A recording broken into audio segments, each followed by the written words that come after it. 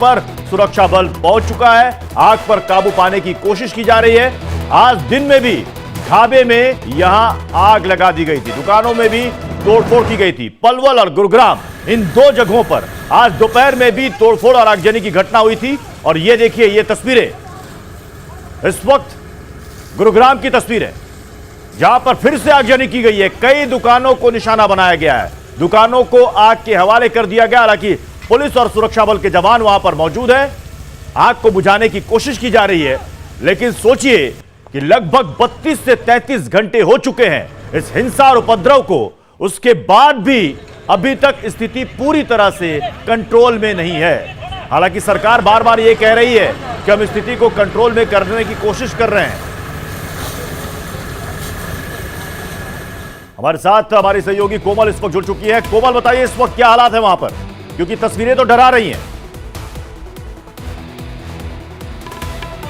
बिल्कुल, देखिए हरियाणा में हिंसा कम होने का नाम नहीं ले रही है। तस्वीरें साफ तौर पर डराने वाली है। सेक्टर गुड़गांव के सेक्टर 70 का ये पूरा मामला है। इसके पहले भी देखिए, जब बादशाहपुर चौक की बात करें तो वहां पे भी दोपहर के समय आगजनी हुई थी। कई गाड़ियों को आग के हवाले कर दिया गया था, दुकानों में भी आग लगा दी गई थी। लेकिन देखिए, उसके बाद प्रशासन पूरी तरह से अलर्ट मोड पर होता है। लगातार प्रशासन की तरफ से चौकसी की जा रही होती है, गश्ती की जा रही होती है। लेकिन उसके बावजूद देखिए, प्रशासन की टीम है लगातार। देखिए, मनोहर लाल खट्टर खुद यहाँ पे लोगों से अपील कर रहे हैं। भारी संख्या में पुलिस की तैनाती कर दी गई है। लेकिन उसके बावजूद देखिए किस तरह से हिंसा भड़कती जा रही है। इस पर भी गौर करना होगा कि इंटरनेट सेवाओं को बंद कर दिया गया है।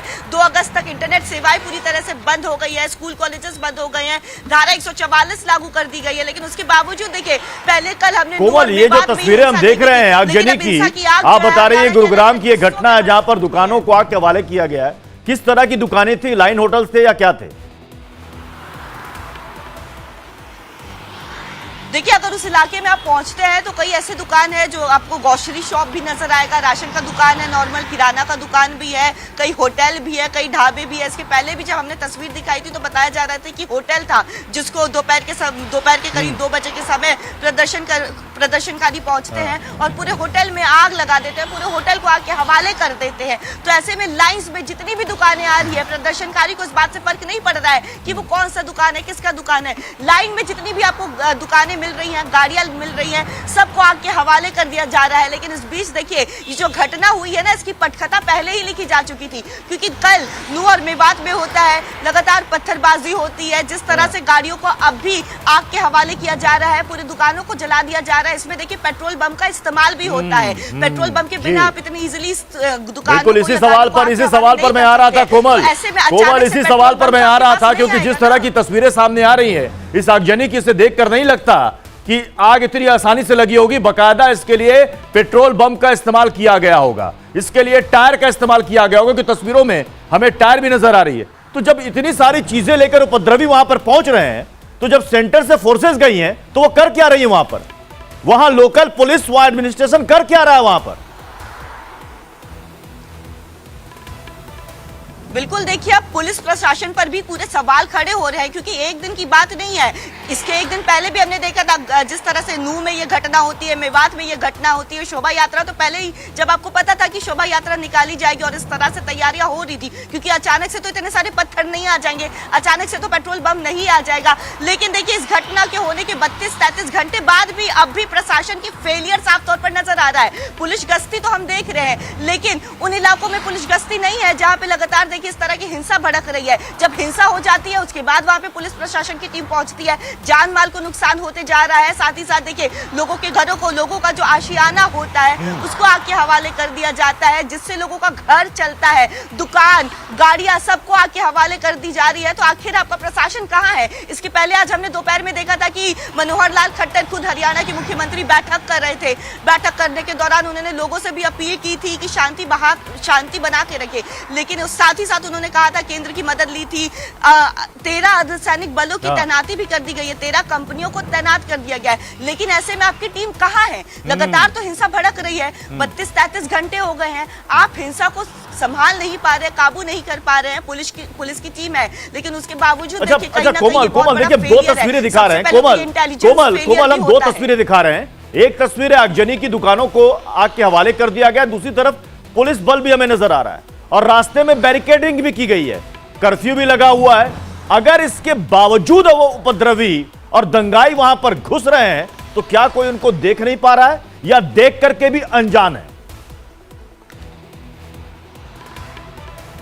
बिल्कुल यही सवाल तो लगातार हम भी पूछ रहे हैं। इंडिया डेली लाइव भी पुलिस प्रशासन से लगातार यही सवाल पूछ रहा है, क्योंकि पिछले 24 घंटे से ज्यादा का समय हो गया है। लोगों के पास आखिर पेट्रोल बम कहां से आ रहे हैं? आप एक तरफ बोल रहे हैं कि आप चप्पे चप्पे पर आपकी पुलिस बल तैनात कर दी गई है। सबसे पहले तो देखिए प्रत्युष, आप इंटेलिजेंस फेलियर भी है, क्योंकि जब शोभा यात्रा निकाली जाती है और जिस तरह से बताया जाता है कि मोनू जो कि जुनैद हत्याकांड का आरोपी होता है, उसने एक वीडियो बनाया है, वीडियो में वो लोगों से ज्यादा शोभा यात्रा में शामिल होने के लिए अपील भी करता और बोलता है कि मैं भी शोभा यात्रा में रहूंगा। ऐसे में देखिए पहले से कहीं ना कहीं एक संकेत मिल जाते हैं कि तनावपूर्ण स्थिति बन सकती है। साथ ही साथ आपका वो इंटेलिजेंस फेलियर कहाँ था? क्योंकि जब पेट्रोल बम बनाए जा रहे थे, जब पत्थरों को इकट्ठा किया जा रहा था, जिस तरह से नूह से सीसीटीवी फुटेज भी सामने आए थे, सीसीटीवी फुटेज में आप साफ तौर पर देख सकते हैं कि किस तरह से छतों पर उपद्रवी पहुंच चुके हैं और छतों से पत्थरबाजी कर रहे थे। तो यानी पहले पत्थरों को छत पे ले जाया गया होगा, अलग अलग जगहों पर पेट्रोल बम लगाए गए होंगे और भारी संख्या में। देखिए हम आपको एक और इनपुट दे दें, क्योंकि जब मैं कल रिपोर्टिंग कर रही थी, मैं नूह के रास्तों में नूह के कई गांव से गुजर रही थी, तो उस दौरान भी देखिए अलग अलग हिस्सों में, मेवात की बात करें, नूह की बात करें, अलग अलग गांव में वहां पे गुटबाजी साफ तौर पर देखने को मिल रही थी। अलग अलग समुदाय के लोग जो है वहां पे गुटबाजी करते हुए नजर आ रहे थे, हाथों में उनका लठ था। यहाँ तक कि हमारी गाड़ी को भी रोक दिया गया था, हमारी गाड़ी की भी चेकिंग करने की कोशिश की जा रही थी। साथ ही साथ हमें ये धमकी दी जा रही थी कि कैमरा संभाल के ले जाओ वरना आपके कैमरा को तोड़ दिया जाएगा। तो ऐसे में जब लोग ऑलरेडी अलग अलग जगहों से पहुंच रहे हैं, ग्रुपिज्म बन रहा है, उस समय आपका इंटेलिजेंस कहां होता है? पुलिस प्रशासन की टीम कहां रहती है? आखिर आप क्यों नहीं पहचान पा रहे हैं? पहले से आप क्यों नहीं अलर्ट थे? क्योंकि जिस तरह से लोग जो है बताया जा रहा है कि भरतपुर राजस्थान का वो एरिया पड़ता है, राजस्थान से भी यहाँ पे लोग जो है गाड़ियों में भर भर के आए थे। तो पहले से सुनियोजित तरीके से इस पूरी घटना को अंजाम दिया गया है। इसका पटकथा जो है, इस पूरी हिंसा की पटकथा पहले ही लिखी जा चुकी थी। तो आखिर आपका इंटेलिजेंस कहाँ था? इंटेलिजेंस फेलियर है। साथ ही साथ अब 32 घंटे से ज्यादा का समय हो गया है, लेकिन उसके बावजूद अलग अलग हिस्सों में आगजनी की घटना हो रही है। तो शुरुआत मुंह से होती है कोमल, शुरुआत मुंह से होती है और उसके बाद उसकी आंच कुछ घंटों के बाद ही 67 किलोमीटर दूर गुरुग्राम पहुंच जाती है। और हम देख रहे हैं दोपहर से सबसे ज्यादा हिंसा, आगजनी, तोड़फोड़ की खबरें गुरुग्राम से आ रही है। ऐसा क्यों?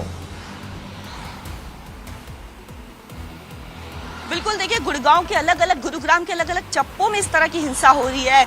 66 सेक्टर की बात कर ले, बुलंदशहर की सॉरी माफ कीजिएगा, लेकिन बादशाहपुर चौक की भी बात कर ले। और इसी के साथ देखिए अब चूंकि सेक्टर 70 में भी ये हिंसा की आग बढ़ गई है। साथ ही साथ पलवल में भी बताया जा रहा है कि वहां पे भी कुछ घरों में, कुछ दुकानों में आगजनी की घटना सामने आई है, कुछ गाड़ियों को आके हवाले कर दिया गया है। तो पहले कल नूह में देखते हैं, मेवात में देखते हैं, उसके बाद कल सोहना इलाके में भी देखिए, गुड़गांव से ये सटता है, इसका बॉर्डर सटता है सोना का, वहां पे भी आगजनी की घटना होती है। लेकिन कल ये कयास लगाए जा रहे थे कि अब सब कुछ ठीक हो जाएगा, क्योंकि पुलिस प्रशासन पूरी तरह से एक्टिव मोड पर आ चुका है, केंद्र सरकार की मदद ले रहा है। साथ ही साथ 13 कंपनियों को, अर्धसैनिक बलों की 13 कंपनियों को तैनात कर दिया गया है। लेकिन इस बीच देखिए आज हिंसा जो है दोबारा गुड़गांव पहुंच चुकी है। गुड़गांव में ये हिंसा हो रही है और गुड़गांव के अलग अलग इलाकों में ये हिंसा हो रही है। तो साफ तौर पर देखिए ये सवाल अब पुलिस प्रशासन पर भी उठ रहा है कि आखिर आप हिंसा को क्यों नहीं रोक पा रहे हैं, जब आपको ऑलरेडी इतनी पुलिस फोर्स मिल गई है। आप एक तरफ चप्पे चप्पे पर पुलिस फोर्स की तैनाती भी नजर आ रही है। तो आखिर जहां हिंसा हो जाती है तब उसके बाद उस इलाके में क्यों पुलिस फोर्स पहुंचती है? पहले से क्यों नहीं पुलिस फोर्स है? आज जब शाम में जब हम ये तस्वीर दिखा रहे थे कि किस तरह से सेक्टर 66 में एक दुकान, एक ढाबा था और एक कबाड़ का दुकान था प्रत्युष, जिसे पूरी तरह से आग के हवाले कर दिया गया था। उस पूरे दुकान को क्षतिग्रस्त कर दिया गया था, मलबे में पूरा दुकान तब्दील हो गया था। ऐसे में जब हम आसपास देख रहे थे तो मुझे एक भी पुलिस प्रशासन के यानी लोग वहां पे कोमल, नजर इससे तो नहीं एक बात साफ है, इससे तो एक बात साफ है कि दंगाई इस गुट के हो या उस गुट के हो, इन लोगों ने बकायदा एरिया वाइज चिन्हित कर लिया है कहां किसका ढाबा है और वहां पर जाकर वो हमला कर रहे हैं और पुलिस उनको रोक भी नहीं पा रही है।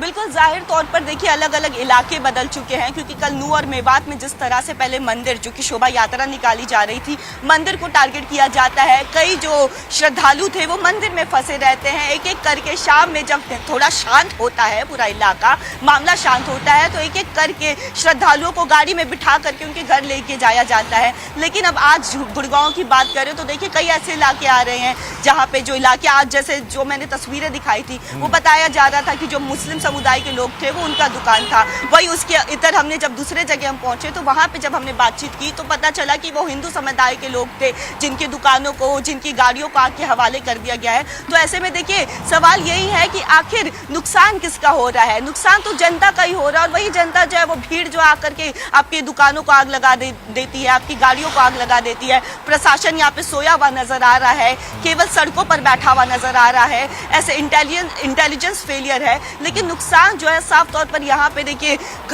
आम जनता को हो रही है, क्योंकि जिस तरह से लगातार हिंसा बढ़ती चली जा रही है, अब गुड़गांव में भी ये हिंसा पहुंच चुकी है। और कहीं ना कहीं ये भी एक डर है, क्योंकि गुड़गांव और दिल्ली ज्यादा दूर नहीं है, बहुत ही करीब है। गुड़गांव और दिल्ली में ज्यादा फासला नहीं है। तो ऐसे में देखिए अब दिल्ली वालों को भी ये डर सता रहा है कि कहीं ये हिंसा की आग जो है वो राजधानी दिल्ली में ना पहुंच जाए। जी बहुत बहुत शुक्रिया कोमल इस जानकारी के लिए, इस पूरे अपडेट के लिए, और अपना ख्याल भी रखिएगा। और इसी के साथ यहां पर रुक रहे बहुत ही छोटे से ब्रेक के लिए। आप बने रहिए इंडिया डेली लाइव के साथ।